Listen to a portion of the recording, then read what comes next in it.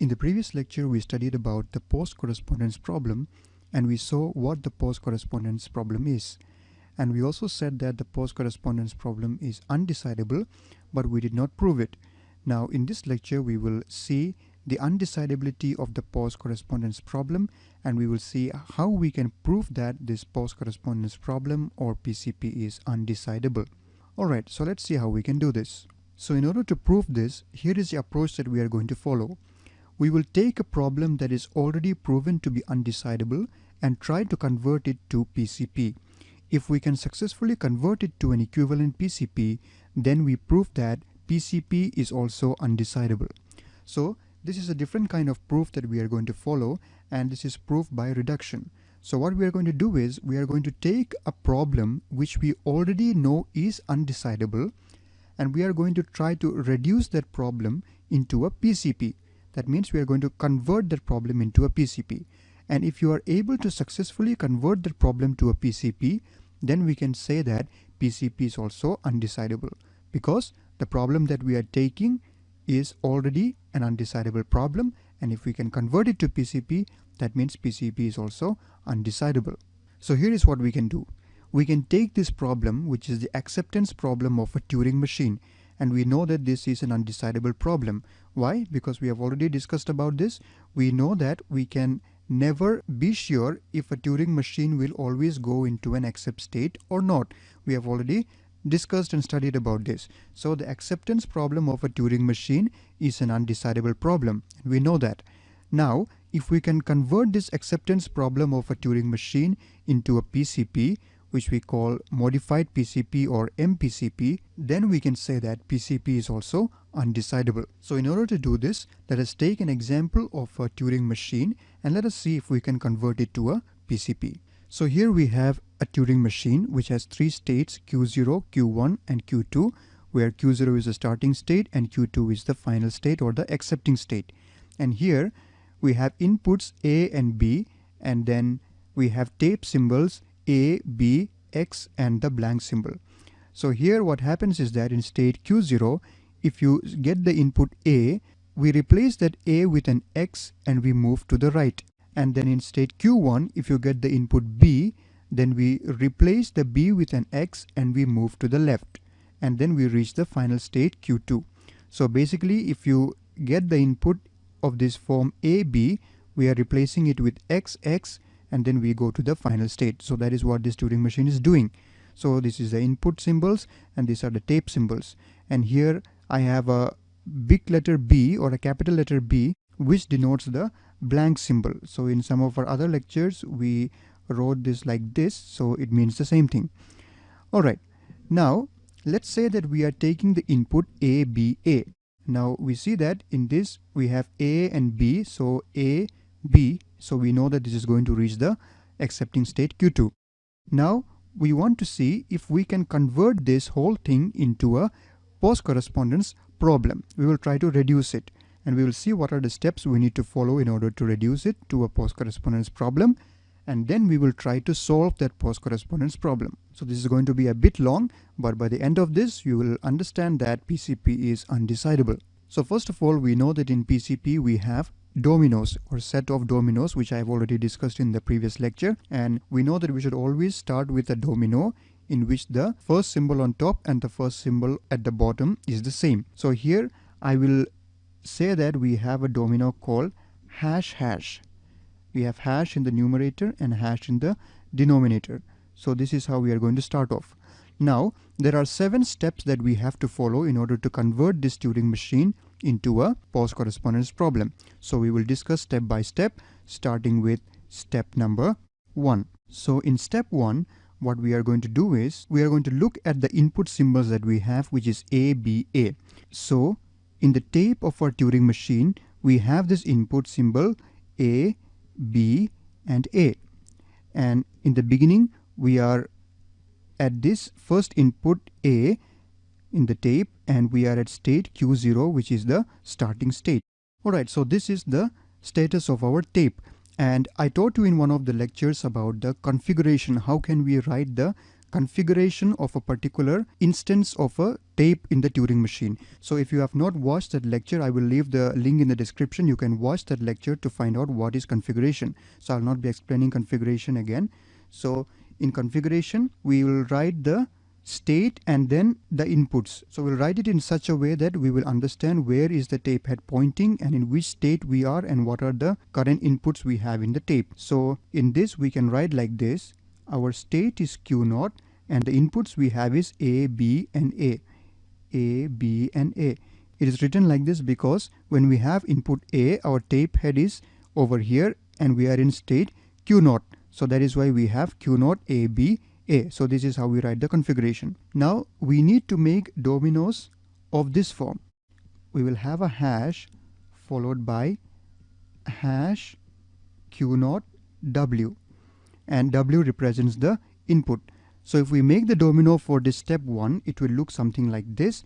So we have the hash symbol on top and then we have hash here and Q0 W. And this is what we are going to write, Q0 A, B, A.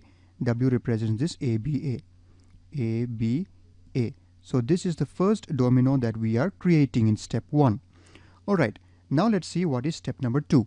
So in step 2, what we are going to do is we are going to make dominoes for the write transitions that we have in our Turing machine. So if we look at our Turing machine, we have two transitions, this one and this one, and this is the only write transition that we have. That means when we move to the right.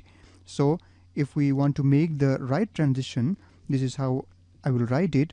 I'll write del Q0 A.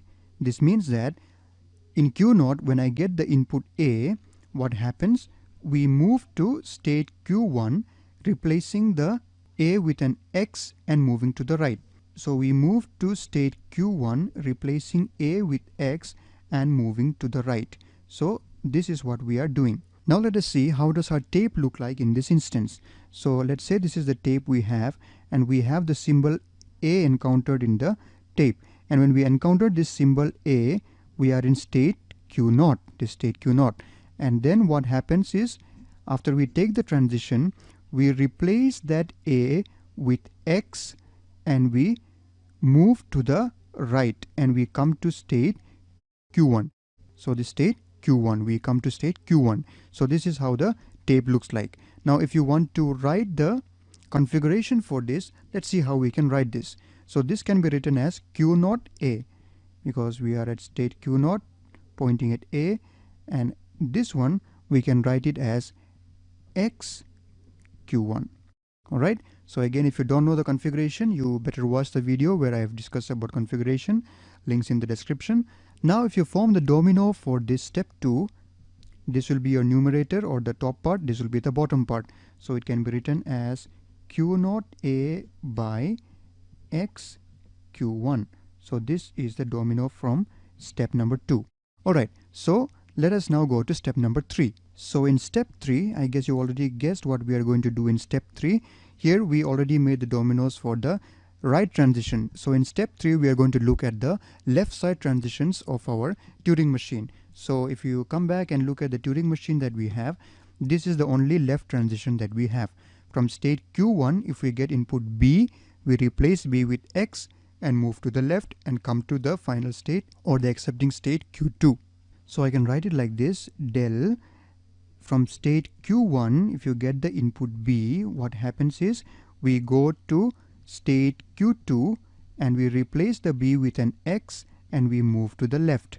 So this is what happens. Now let's see how does the tape looks like in this instance. So let's say this is the tape and we encountered B, and then when we encounter this B, we are in state Q1. So here what happens is we replace that B with an X and then we move to the left and we are in state Q2. So we have to move to the left now. So I will be on my left and we are at state Q2. So this is what happens in our tape for step 3, where we are looking at the transitions taken to the left. Now if you try to write the instantaneous description or the configuration for this, we cannot write it simply as we wrote for the right side transitions. And why is that? That is because when you move to the left over here, we know that there is going to be some other symbol present here which we do not know what it is. Alright, there can be some other symbols which is already there in the tape to the left. So we have to consider that something is already here. So what I will do is I will write Y over here considering the other thing that can be there. So here also I will write Y.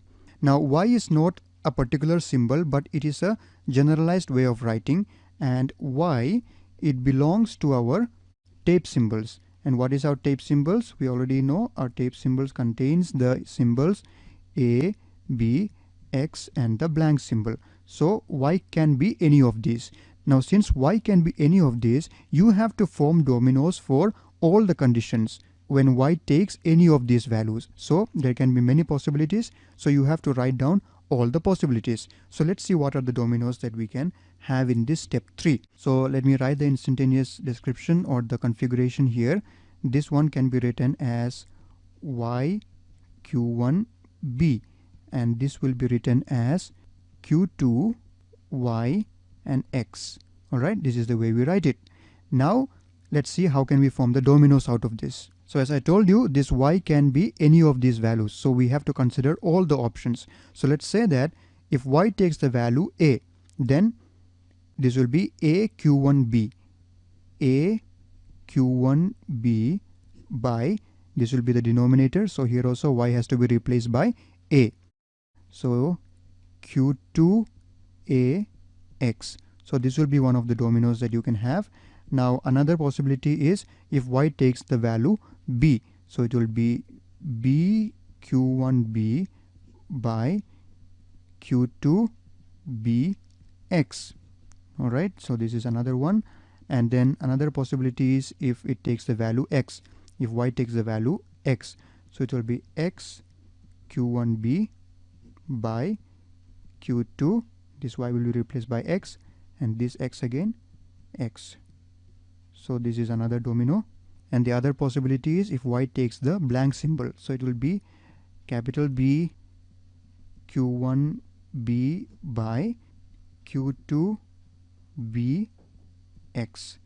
So these are the dominoes that can be formed from step number 3.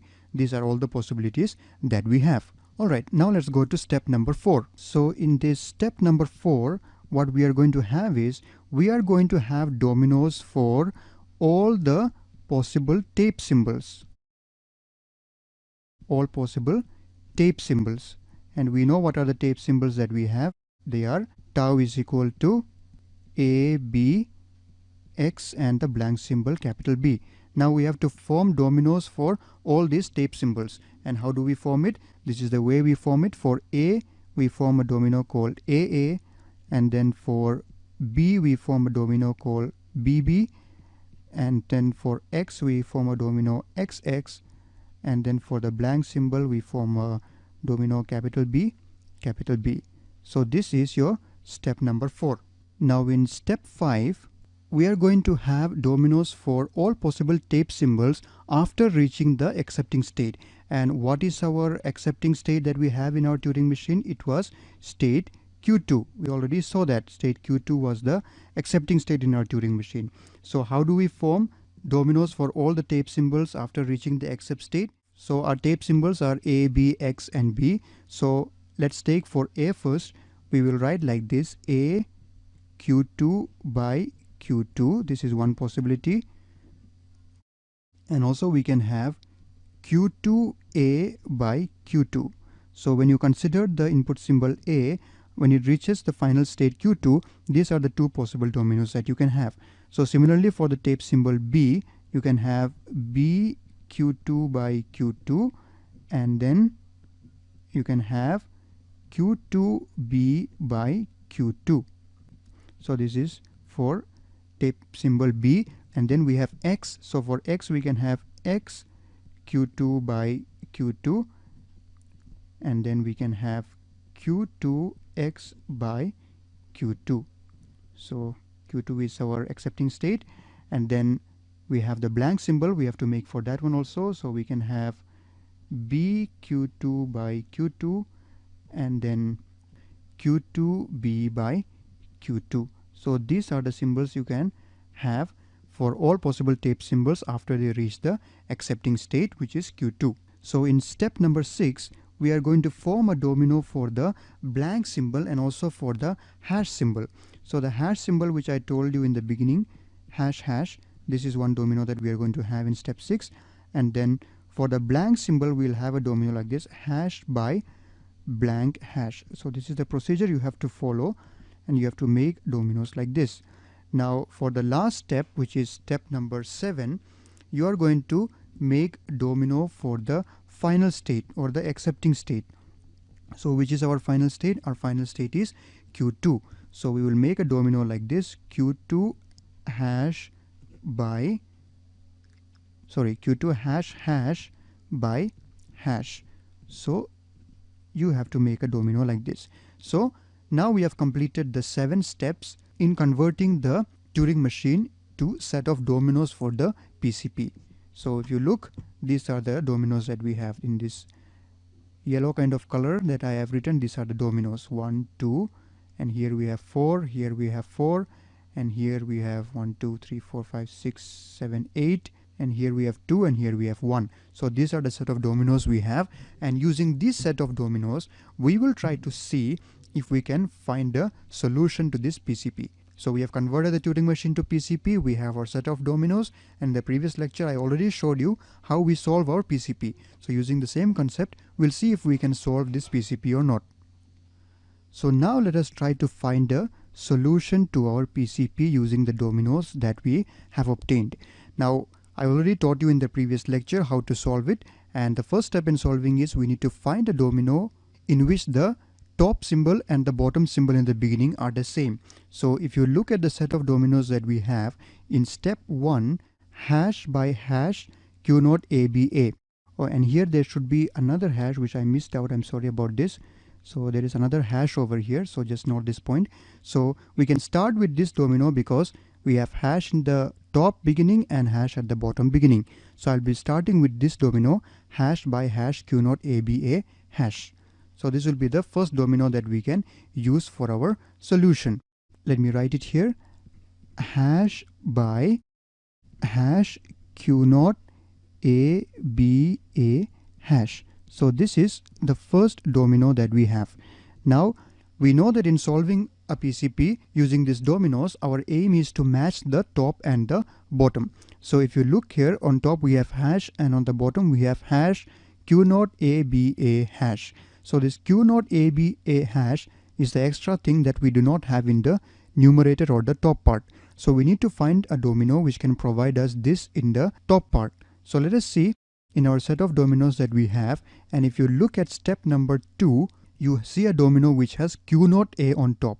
So Q0 A by X Q1. So I can use this in our solution because this Q0 A will be matched or cancelled out if I use that. So let me use that, Q0 A by X Q1. So this is what we get from step number 2. Now if you see, hash Q0 A, hash Q0 A will be matched. Now the extra thing that we have is this B and A and hash. So for this we need to find something that can cancel this B and A from the numerator part. So let's see if we have something like that. Yes, in step 4 we have BB, so B is there on top, and here we have AA, A is there on top.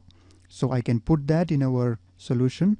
So I can use B by B so that this B will be cancelled out, and for this A I can use A by A. So this is what I can use.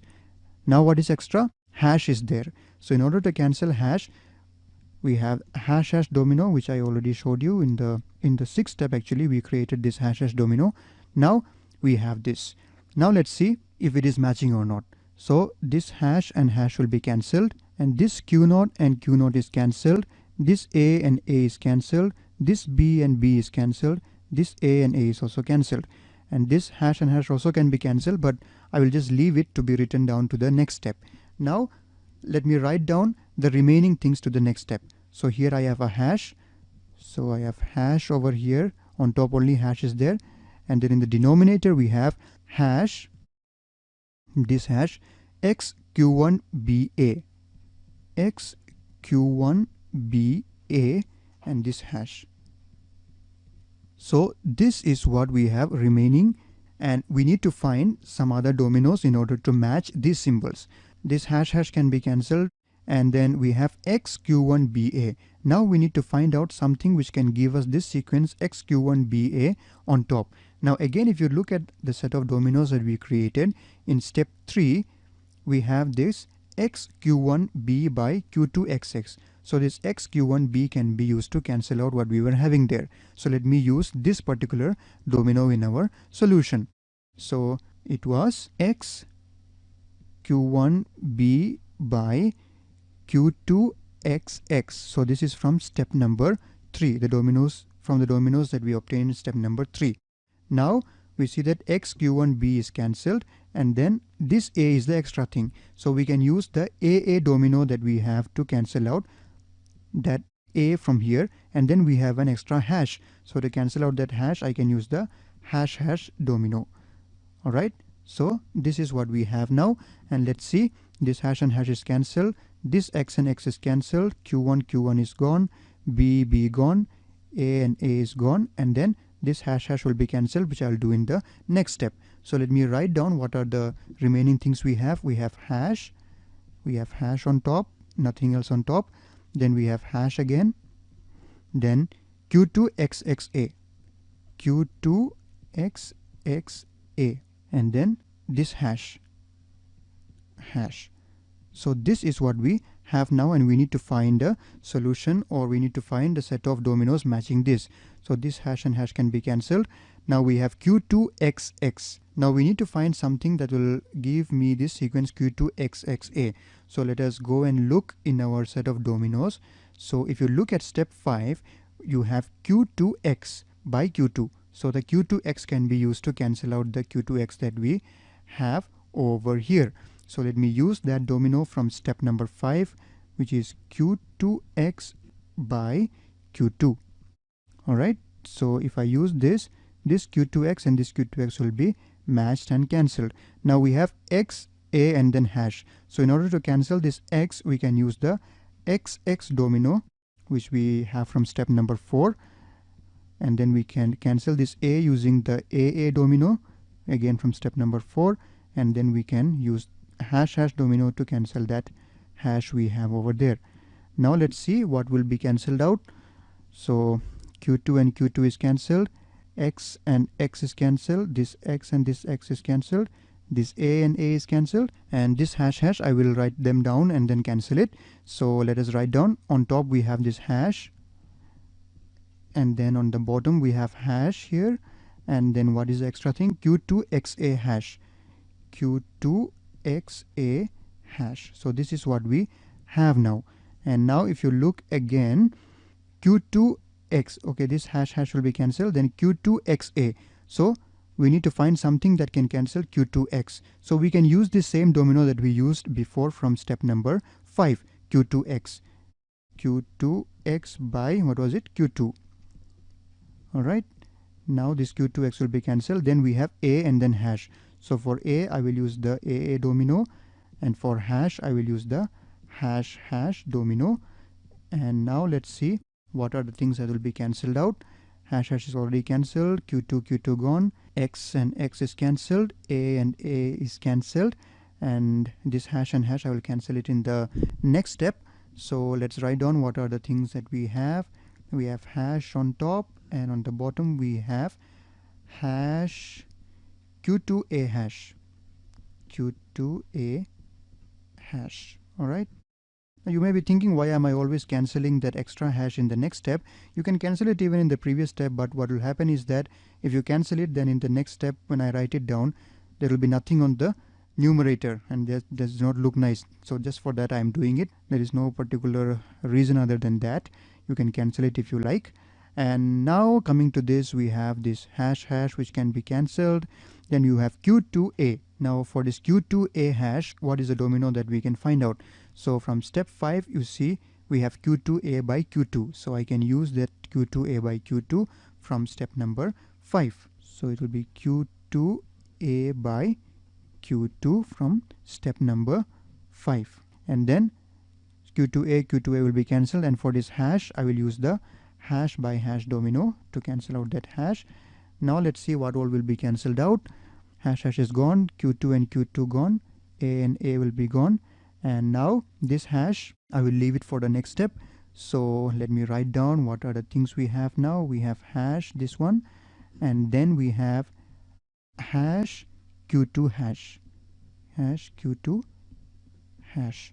Now this is the next domino that we have. Now in order to cancel this, if you look at step 7, you have Q2 hash hash by hash. So this is the perfect domino that you can use in order to cancel out this one. So Q2 hash hash by hash. So this is from step number 7. Now if you look, hash and hash will be cancelled, Q2 and Q2 is cancelled, hash and hash is cancelled, and hash and hash is cancelled. So we see that everything is cancelled. Now if everything is cancelled means the top part and the bottom part are exactly matched now. So if we found a match for the top and the bottom, that means this PCP is solved. That means we found the solution to this PCP. So we saw that this PCP was formed from the Turing machine. We had the Turing machine in the beginning. Where is it? This is our Turing machine, and we saw that this Turing machine was going to an accepting state when we gave this input ABA, and we converted this into a PCP, and we found that for that same input, the PCP also, when we converted it into set of dominoes, we are able to find the solution to that PCP. So we found that we could exactly convert our Turing machine, or we could reduce our Turing machine to a post correspondence problem. So now I can say that this PCP is undecidable. Now why is that? That is because we converted this PCP from the Turing machine, and what we were looking at was the acceptance problem of the Turing machine, and we know already that the acceptance problem of Turing machine is an undecidable problem. So since we could convert that acceptance problem of Turing machine to a PCP, and since we found that it has a solution, then it shows that this PCP also is undecidable. So hence we have proved that PCP is undecidable. So let us go and take a look at our approach that we had in the beginning. We wanted to convert the acceptance problem of a Turing machine to a PCP. And if we could do it successfully, then we can say that PCP is also undecidable, and that is what we just did now. Hence, we have proved that PCP is an undecidable problem. So I hope this was clear to you. Thank you for watching, and see you in the next one.